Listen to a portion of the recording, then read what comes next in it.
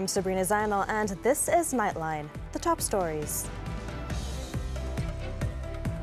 Federal court rules 16 provisions in Kelantan Sharia Criminal Code enactment null and void. And Pakistan polls. Nawaz Sharif claims victory for PMLN despite trailing in count.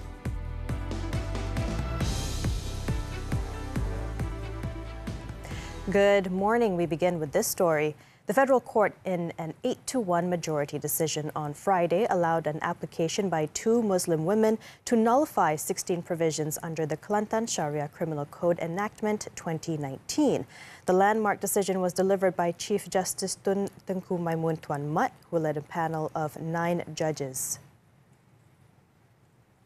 The rest of the panel are Court of Appeal President Tan Sri Abang Iskandar Abang Hashim, Chief Judge of Malaya Tan Sri Muhammad Zabidin Muhammad Dia, and Federal Court Judges Tan Sri Nalini Pathmanathan, Datuk Mary Lim Tiam Swan, Datuk Harminder Singh Daliwal, Datuk Nordin Hassan, and Datuk Abu Bakar Jaiz. Tengku Maimun ruled that Kelantan's legislature exceeded its state-making power contained in the state list, List 2 of the 9th schedule of the federal constitution. She also gave a reminder that what the Kelantan family was challenging was not the position of Islam and the Sharia judicial system in Malaysia, but rather the constitutional validity of the specific 18 provisions of the state, which the petitioners contended breached the limit of state-making power. Meanwhile, Prime Minister Datuk Sri Anwar Ibrahim stressed that the unity government has nothing to do with the federal court's decision. He said the decision was made by the federal court by the power vested in them under the federal constitution. Dia tahu, tapi nak gunakan sentimen supaya orang Islam merasakan kerajaan pimpinan Anwar ini memang menentang syariah. Padahal tidak kenal mengenal dengan kita. Undang-undang negeri Kelantan yang cabar orang Kelantan. Kebetulan ahli muafakat nasional. Dia cabar di Mahkamah Persekutuan. Mahkamah Persekutuan, bukan kabinet, bukan Perdana Menteri. Dan nak tanya sama ada undang-undang itu ikut sah dari segi proses atau tidak. Dan Mahkamah memutuskan dari segi bidang kuasa dan proses tidak betul. He added that the legal challenge was first presented during the Perikatan Nasional PN administration in 2020 and 2021, and the coalition at that time did not protest, but now they were turning it into a political issue. Apa yang berlaku di luar mahkamah ialah kempen mengatakan keputusan ini menentang syariah. Padahal saya dah terangkan di parlimen. Dan dalam kenyataan Ketua Hakim Negara hari ini dalam keputusan cukup jelas. Dia tak ada kena-mengena dengan syariah. Dia tentang kuasa negeri. Katalah Dewan Undangan Negeri bulan depan Ketua Menteri buat beberapa undang-undang baru yang bercanggah dengan kuasa negeri dan kuasa perlembagaan persekutuan. Maka boleh dirujuk dan Mahkamah Persekutuan akan dapati sekiranya bercanggah akan membatalkan. Dia tak kira tajuk apa. Tajuk apa pun. Ada kuasa persekutuan, ada kuasa negeri. Persekutuan memang kuasanya banyak. Tetapi kalau nak masalah tanah, tak boleh. Ini kuasa negeri. Masalah agama negeri, masalah negeri. Jadi ada bidang kuasa masing-masing. Apakah tidak diketahui oleh pemimpin-pemimpin parti pembangkang? Dia tahu. Tapi nak gunakan sentimen supaya orang Islam merasakan kerajaan pimpinan Anwar ini memang menentang syariah. He also said the unity government is establishing a national committee to strengthen the jurisdiction of the Sharia courts and related matters. Now, Minister in the Prime Minister's Department for Religious Affairs, Datuk Muhammad Naim Mukhtar, said Putrajaya remains committed in its efforts to further improve and empower the Sharia courts. In an immediate statement on Friday, Naim assured the Muslim community that the Sharia courts remain intact as their status is clearly guaranteed by the federal constitution. He also said that he would be requesting an audience with the Yang di-Pertuan Agong, Sultan Ibrahim, as well as Perak's Sultan Nazrin Muizzuddin Shah, the Deputy Yang di-Pertuan Agong, to present the decision of the court on Friday. Naim will also immediately engage with all relevant stakeholders and parties involved with the Sharia courts to discuss and evaluate the next steps to strengthen the Sharia courts. He added that the federal government's committee to study the competency of the state assemblies, headed by former Chief Justice Tun Zaki Tun Azmi, would also study the decision. The findings of the study, opinions gathered, and recommendations presented by the special committee would then be presented to the MKI and the Council of Malay Rulers. Meanwhile, petitioner and lawyer Nik Ilin Zuraina Nik Abdullah Rashid said the federal court's ruling is a testament to the federal constitution as the supreme law of the nation. Saya buat ni bukan untuk diri saya, ya. Saya buat ni untuk semua sebenarnya, dan alhamdulillah lah setelah dikutuk, dikeji, dilaknat semua tu, alhamdulillah semua bersetuju memang ada constitutional breach. Okey, tapi ia menegakkan juga bahawa federal constitution adalah supreme dan demi untuk kebaikan Malaysia juga. Acknowledging the court's ruling, Nick added that her challenge had nothing to do with Islamic doctrines, but rather the competency of state legislative assemblies as determined by the federal court. She also expressed gratitude now that the case has been fully disposed of after being subjected to harassment and persecution from parties claiming her court challenge was an attempt to undermine the position of Islamic law in the Sharia courts. Dive into the electric revolution. Buckle up for a high-voltage conversation on innovation, sustainability, and the electrifying road ahead. Explore the transformative landscape of electric vehicles on cutting-edge technology and the strategic vision driving the industry's future. With Executive Director of GBT Sendirian Berhad, Wan Ahmad Wan Omar at 5 p.m. this Saturday on TV3 and live HD stream on Tonton.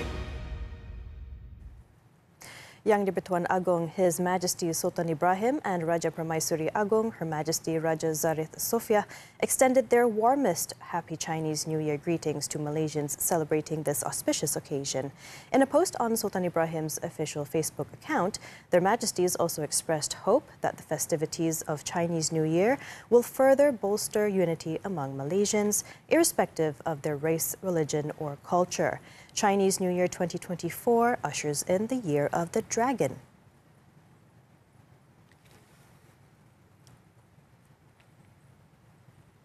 Lion dance performances are synonymous with Chinese New Year.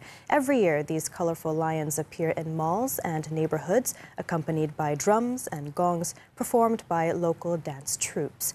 But who is the master behind these intricate costumes? FMT Samuel Chua and Tan Chin Tung find out.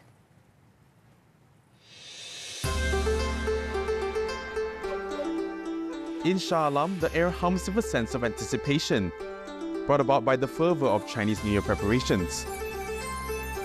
Craftsmen are tirelessly bending rotan and painting intricate designs to meet a never-ending stream of orders for lion heads. Amid the buzz of activity, one figure stands out, a bespectacled silver-haired artisan with a magnificent beard.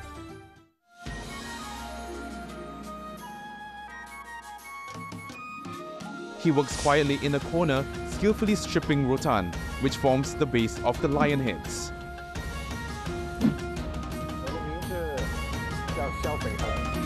My name is Xiao Fei Hong, but people call me Master Xiao. Xiao established his business in 1986 after years of teaching himself the niche skills of putting together a traditional lion head. But how did Xiao become a master at the craft? It all started with his love for wushu, which led him to join a lion dance troupe in Subang at the age of 19.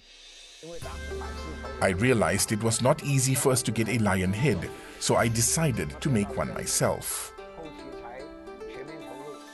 Each year, with dozens of workers by his side, Xiao's workshop is able to produce over 300 lion heads, an important component of every lion dance costume.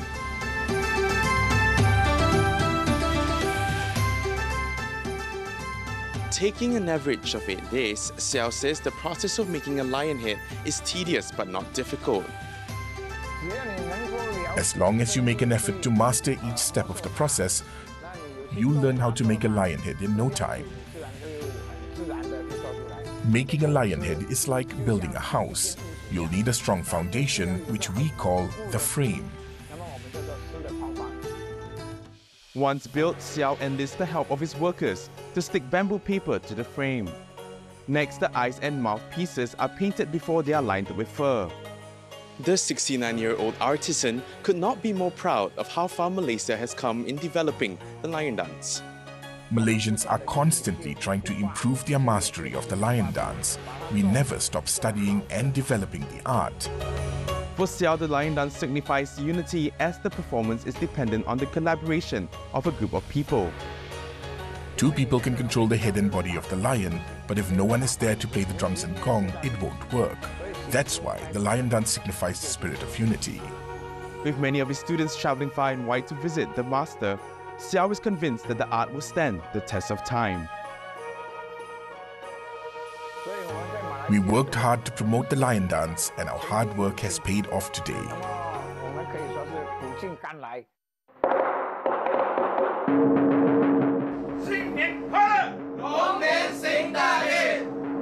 Sabrina and Tan Chin Tung, FMT for Nightline.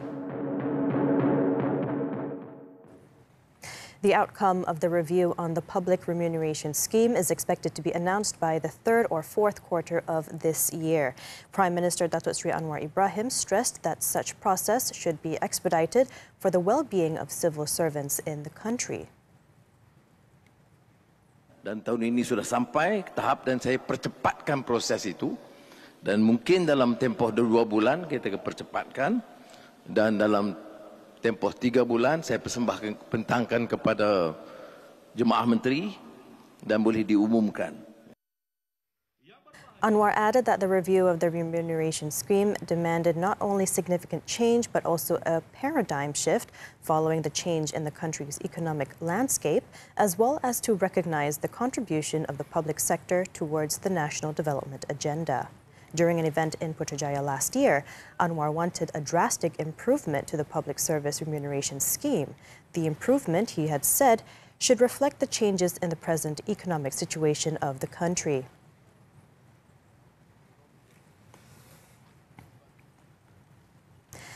In other news, police have arrested 11 bank security guards for violating licensing conditions by keeping firearms at home.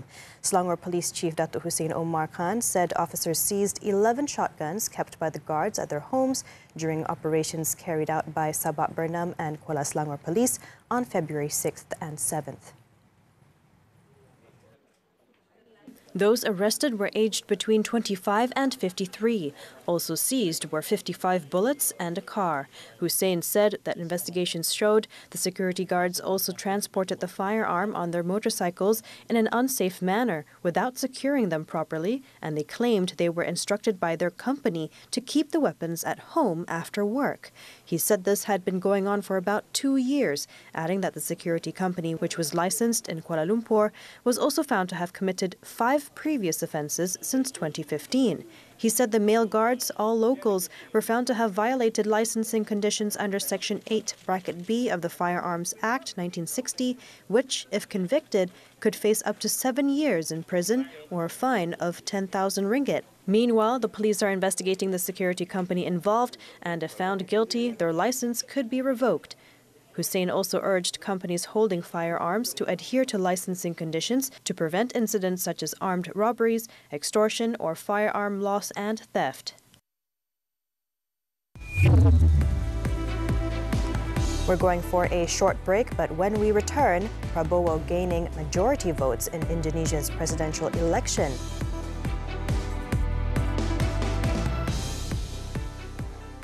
Mereka hanya ada 7 hari untuk menyempurnakannya. Are you with me? Let's bring it in! Come on! Let's do it! mengubah mimpi menjadi realiti dalam satu misi membina semula rumah yang baru. Beautiful village we're making. Got the custom tile in, cabinets are going in right now. Love it. Looking good. Yep. Extreme Makeover Home Edition setiap Sabtu 12.30 hari. Stream sekarang ditonton dan di TV3. Money Matters is back with a new season.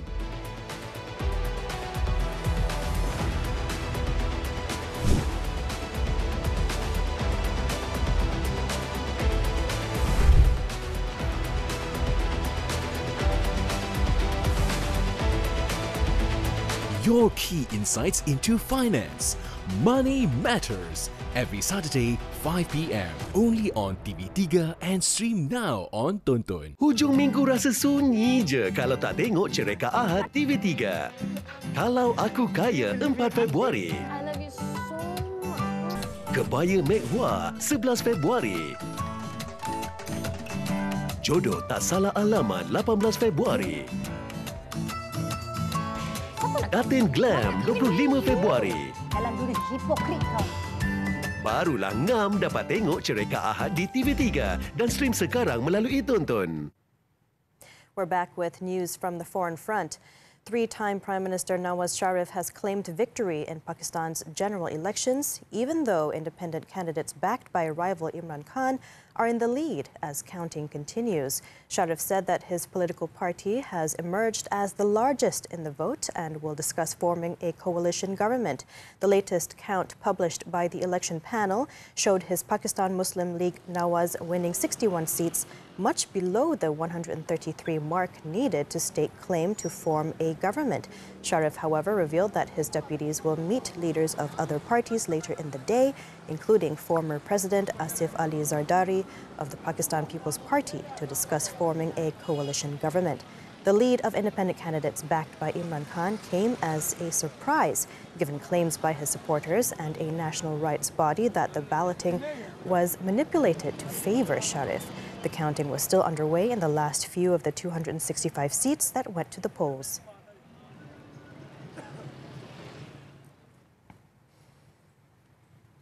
Indonesian presidential contender Prabowo Subianto is projected to pip the 50% threshold needed to win the February 14th election in a single round. The latest opinion poll on Friday showed of the 1,200 people surveyed by Indikator Politik Indonesia between January 28th and February 4th, 51.8% said they would vote for Prabowo, while 24.1% and 19.6% would choose rivals Anies Baswedan and Ganjar Pranowo, respectively. The survey comes as public criticism mounts against President Joko Widodo, who has been accused of interference and bias over his implicit support for Prabowo, which his allies have denied.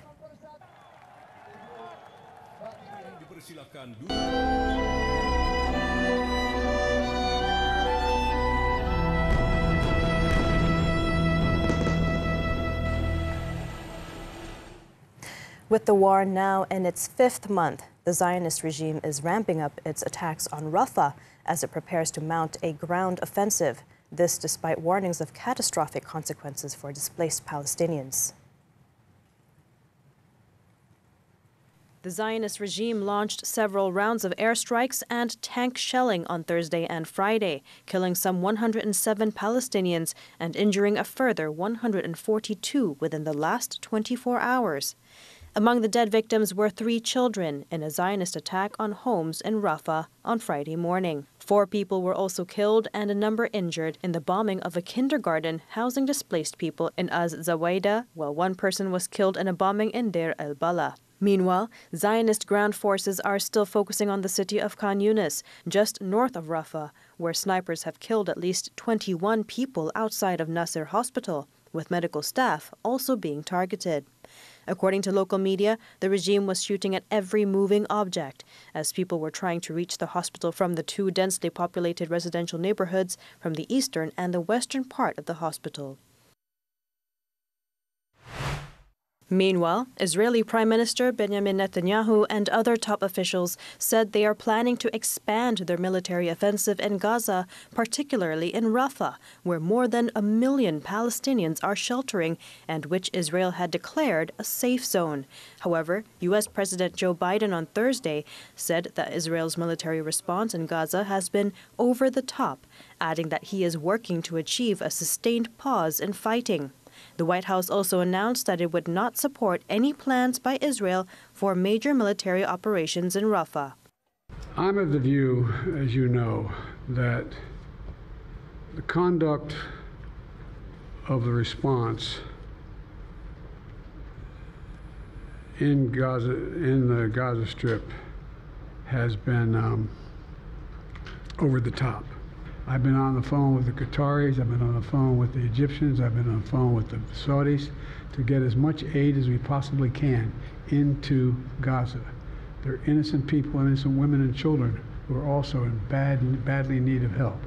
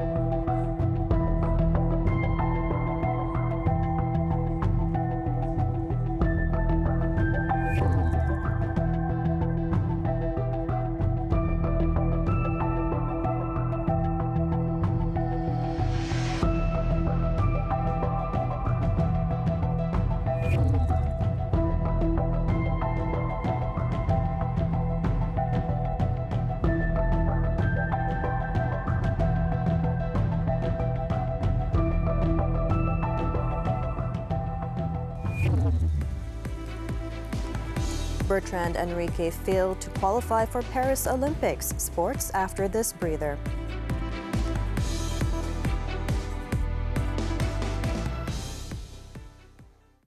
Air mata adalah cara untuk mengungkap kisah hati. Air mata yang merindui. Allah, itu bukan saya dengan anak saya. Air mata cinta yang tidak disangka. Aku bercinta seorang-seorang. Air mata penuh penyesalan. Alhamdulillah. Air mata kesyukuran. Pasti akan ada rezeki orang lain juga. Satu destinasi untuk semua telefilm air mata kegemaran anda hanya di Cereka Rama TV3 dan stream sekarang melalui Tonton. Mereka hanya ada 7 hari untuk menyempurnakannya. Are you with me? Let's bring it in! Come on! Let's do it! Mengubah mimpi menjadi realiti dalam satu misi membina semula rumah yang baru.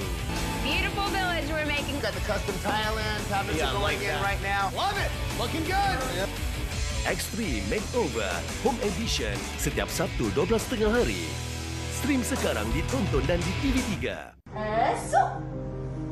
Anak berusia 2 tahun belum bercakap, usah ambil mudah. Memang ibu ayah kena betul-betul ambil peka, kena cakna lah. Kemahiran bermain sangat penting untuk mereka belajar bahasa. Masalah perkembangan pertuturan mungkin simptom autism. Pada anak autism, kadang-kadang mereka mempunyai kemahiran bermain yang agak terhad. Lambat bercakap, usah tunggu perbincangannya dalam Hello Doktor Ahad 5.30 petang di TV3 dan stream juga melalui Tonton. We're back with sports, the World Aquatics Championships. The national divers continue to disappoint local fans when the combination of Bertrand Rodriguez and Enrique McCartney Harold became the latest to miss out on qualifying for the 2024 Paris Olympic Games. Bertrand and Enrique only finished 9th out of 22 participants in the men's 10-meter platform synchronized event after accumulating just 355.71 points on Thursday night.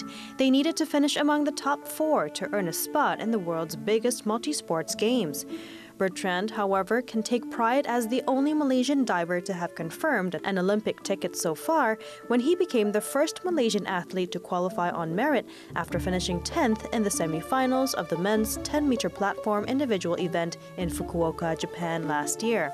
China's Junji Lian Haoyan clinched the gold with 470.76 points, followed by Great Britain's Thomas Daly Noah Williams with 422.37 points. Ukraine's Oleksiy Ksereda Kirill Bulyuk settled for bronze with 406.47 points. On to football now. Benfica's hopes of winning a record-extending 27th Portuguese Cup title remain on course after they claimed a 2-1 victory against Vizela in the quarter-finals. Benfica broke the deadlock in the 34th minute when Rafa Silva's pass set up Arthur Cabral, who calmly slotted the ball home. João Mario doubled the lead for the visitors 5 minutes after the hour mark, finishing off Frederic Aujnes' cross from the right. Sava Petrov pulled one back for Vizela 3 minutes later when he diverted a Diogo Nascimento effort past Anatoly Trubin in the Benfica goal. Roger Schmidt's side, however, held on to the slimmest lead till the final whistle to claim a 2-1 win and progress to the last four. Benfica will face arch-rival Sporting CP, who beat second-tier União de Leiria on Wednesday.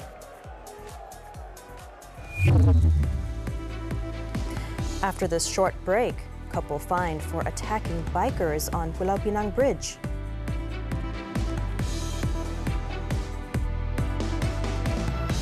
Air mata adalah cara untuk mengungkap kisah hati. Air mata yang merindui. Allah, itu bukan saya dengan anak saya. Air mata cinta yang tidak disangka. Aku bercinta seorang-seorang. Air mata penuh penyesalan. Alhamdulillah. Air mata kesyukuran. Pasti akan ada rezeki orang lain juga. Satu destinasi untuk semua telefilm air mata kegemaran anda hanya di Cereka Rama TV3 dan stream sekarang melalui Tonton.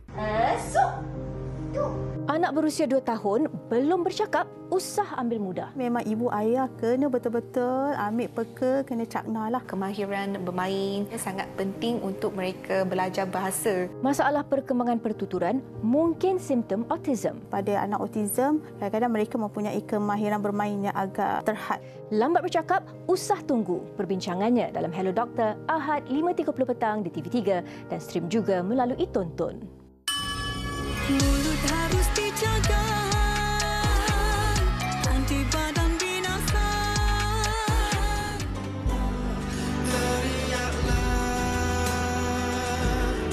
berhentilah berharap.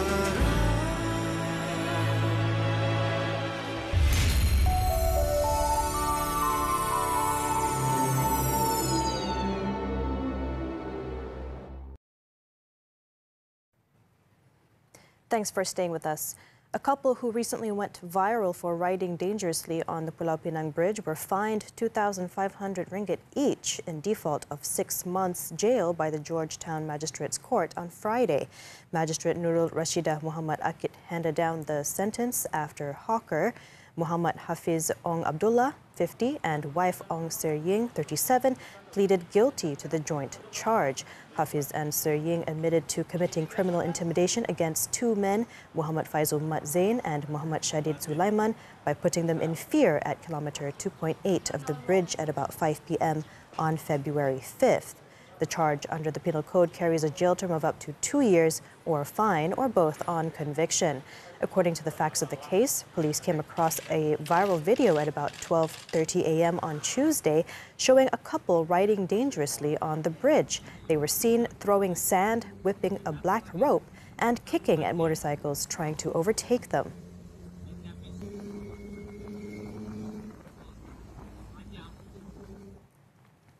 In Kelantan, a man lost his life believed to have been struck by a self-made bomb while engaged in the demolition of a swiftlet nest building situated in Bukit Kuah, Kampung Manik Urai, Kuala Krai. State Police Chief Datuk Muhammad Zaki Harun said the incident was noticed by villagers who heard the bomb explosion at about 8:25 a.m. Now, the victim, a man in his 60s, was suspected to have gained access to the premises by cutting through the rear fence of the building.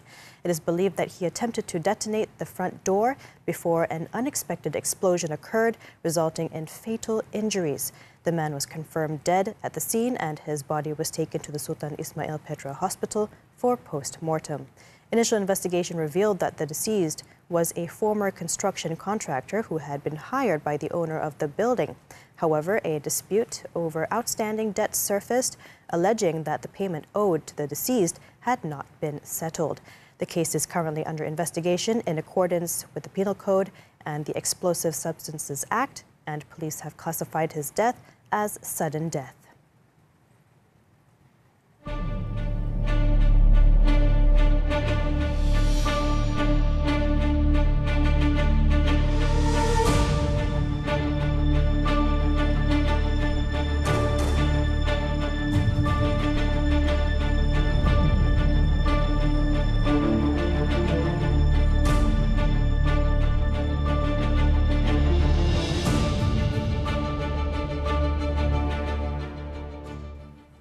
As we wrap up Nightline this time around, let's take a look at a wide range of colorful celebrations that created a festive air up and down China to usher in the Year of the Dragon on Saturday, with a host of traditional cultural activities bringing cheer to locals across the land. With that, I'm Sabrina Zainal. Thank you for tuning in and stay safe.